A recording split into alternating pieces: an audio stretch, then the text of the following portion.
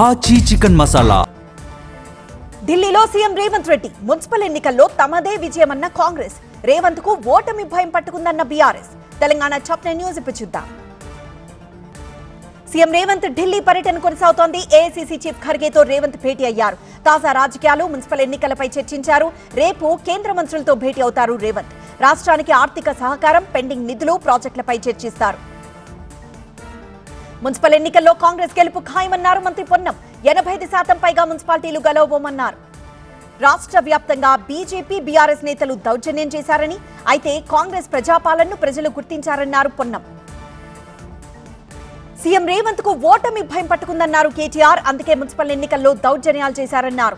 కాంగ్రెస్ కుట్రలను తెలంగాణ సమాజం చూస్తూ ఊరుగోతని, దాడులకు రేవంత్ మూల్యం చెల్లించక తప్పదన్నారు కేటీఆర్. మున్సిపల్ ఎన్నికలపై హరీష్ రావు ట్వీట్ చేశారు. బీఆర్ఎస్ కు మద్దతు ఇచ్చిన ప్రజలు, కార్యకర్తలకు కృతజ్ఞతలు తెలిపారు. కొందరు పోలీస్ అధికారులు పార్టీకి మద్దతుగా నిలిచారన్నారు. కొందరు బీఆర్ఎస్ అభ్యర్థులపై బెదిరింపులు, దాడులకు పాల్పడ్డారన్నారు. ఓటమి భయంతో కాంగ్రెస్ అరాచకాలకు పాల్పడిందన్నారు Telangana BJP chief Ramachandra Rao. BJP అభ్యర్థులు, కార్యకర్తలను బెదిరించారని ఆరోపించారు. కాంగ్రెస్ అధికార దుర్వినియోగానికి పాల్పడిందని ఆగ్రహం వ్యక్తం చేశారు రామచంద్రరావు. నల్గొండ జిల్లా మిర్యాలగూడ డిస్ట్రిబ్యూషన్ సెంటర్లో ఓపీఓలు ధర్నాకు దిగారు.